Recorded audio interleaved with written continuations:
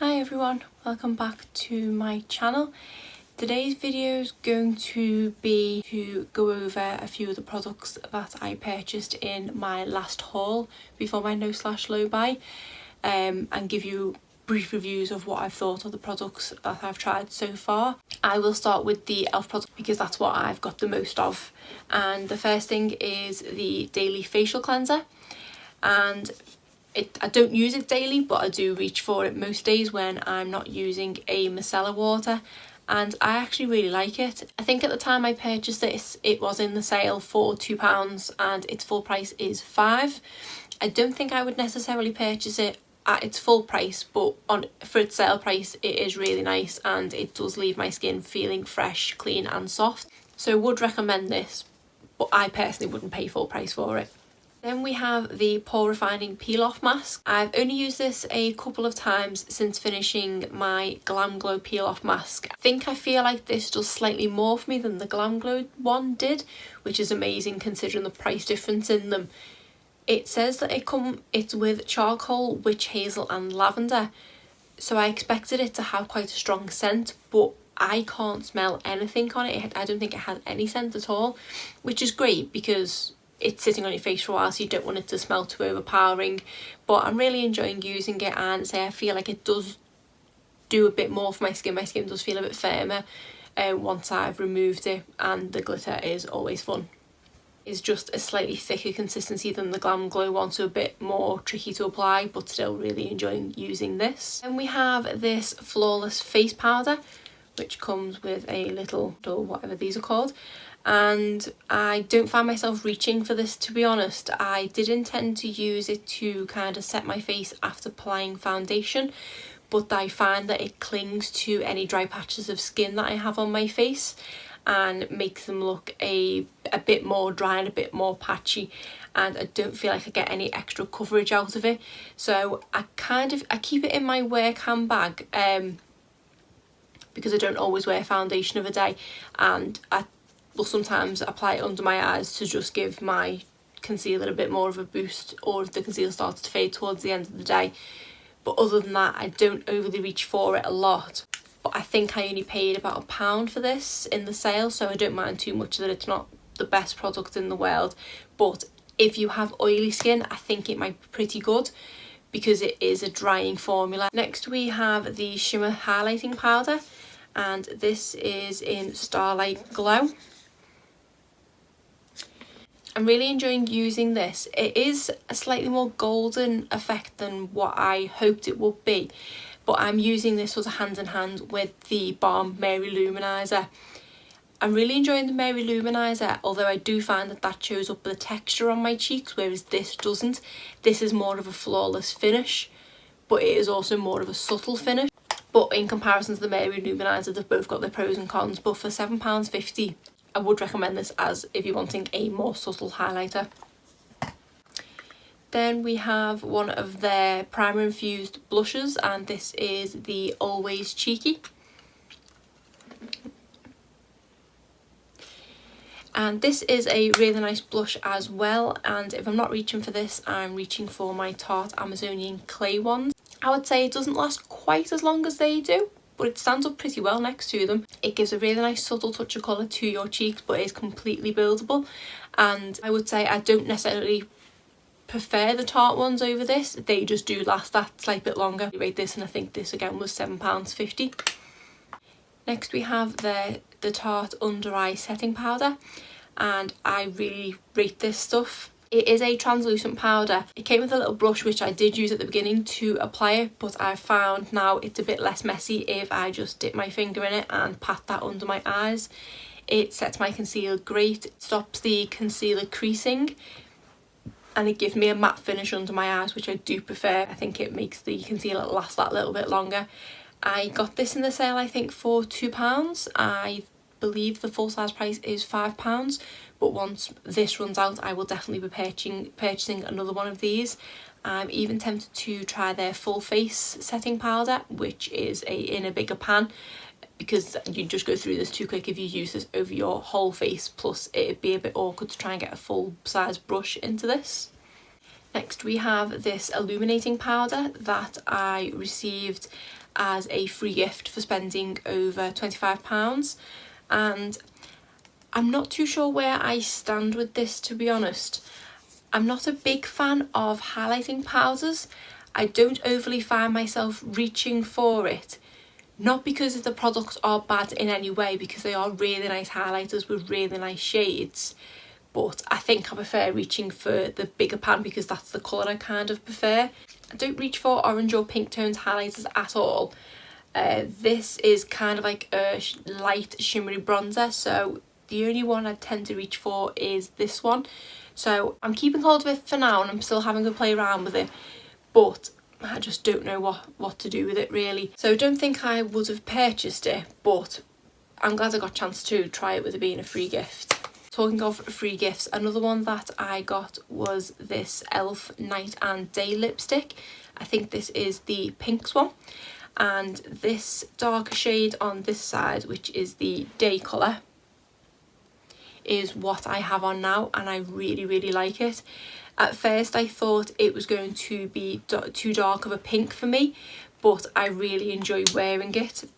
The other side is too bright of a colour for me, so I am actually only using one side of this lipstick, but I do really like it. So I wish they had this colour on its own, because I would definitely repurchase it once I've used this up. But it's a really nice formula, it's really comfortable, and it does actually last quite a while. I don't know how much these are because I did get it as a free gift for spending so much, but really enjoying the formula of these. Next we have the e.l.f. Mouth Off lipstick remover pads. I literally threw these things in my basket at the time of purchasing on a whim because I was quite intrigued by them. At the time I hadn't long purchased my first Maybelline Superstay matte ink lip, which are a nightmare to get off, so wanted to try anything to find an easier way to get them off, and these things are amazing. This is actually my second pot of these. I've since gone back onto e.l.f. and repurchased them when I was about halfway through the first tub, because I just really enjoy using these. They are these really thin circle pads, which is plenty big enough to get the product off your lips. You hardly have to scrub, and they leave like a sort of moisturising residue on your lip, which is great, because what I used to do is when I used to use wipes or something to take stubborn lipstick off, I would then have to use a lot of lip balm afterwards to try and make my lips feel a lot better because I had scrubbed them to death. Whereas this is kind of an all-in-one, because it leaves that residue which you kind of just rub together on your lips and they feel really soft, as if you've never had a drying matte lipstick on them. So can't recommend these high enough, and I think I will continue to buy these. I think I'm tempted to, anytime I place an order from e.l.f., order one of these if I can, because I think I may cry if they ever stop selling these, because I really rate them, and I think they were only £3. Next we have the e.l.f. eyeshadow primer. I've only used this a couple of times and it's not too bad.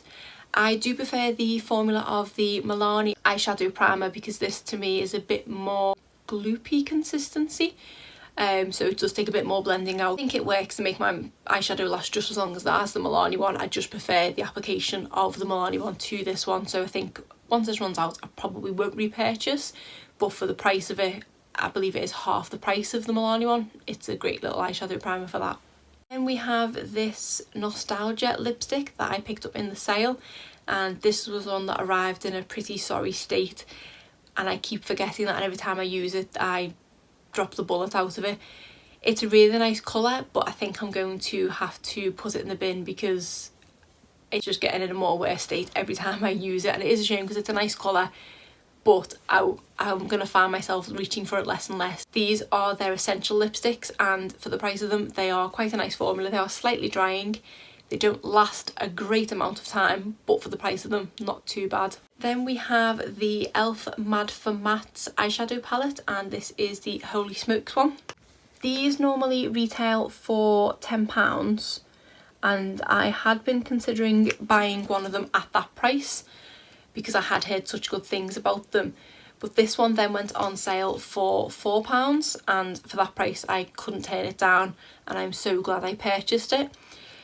When I purchased it I thought I would probably use the neutral shades, which I already have in my collection, but just wanted to try the formula of this, and I've actually surprised myself by using the blue and green in this because they're really nice colours and they blend really nice. They are very long lasting, they don't crease, and overall this is a brilliant eyeshadow palette, and I think even if I would have paid £10 for it I wouldn't have been disappointed, and I am quite tempted to pick up another one in different shades. I think they have just released a rose gold shimmer one which looks really nice, but obviously that'll be a different formula because it's shimmer, but still really rate this eyeshadow palette. And the last thing I picked up was a couple of their brushes. The first one was from their I think it's their Essentials range, and this is the Defining Eye Brush. It's okay, it's not the softest of brushes. It is a little bit scratchy and it's not really fluffy enough to do any blending or anything like that, but it's not the worst brush I've ever tried, it's just not the best either.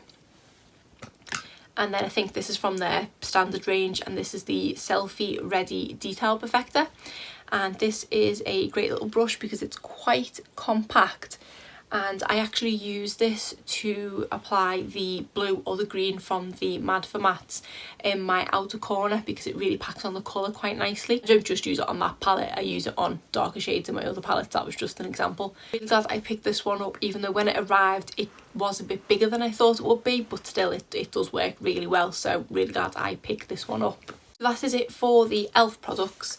And then there's just the couple of products that I picked up from Tarte. The first was the Mermaid brush holder, which is sitting in the bathroom with all my brushes in it, so I didn't bring that one in, but that is a really good, really sturdy brush holder and it looks really nice, so I'm glad I picked that one up.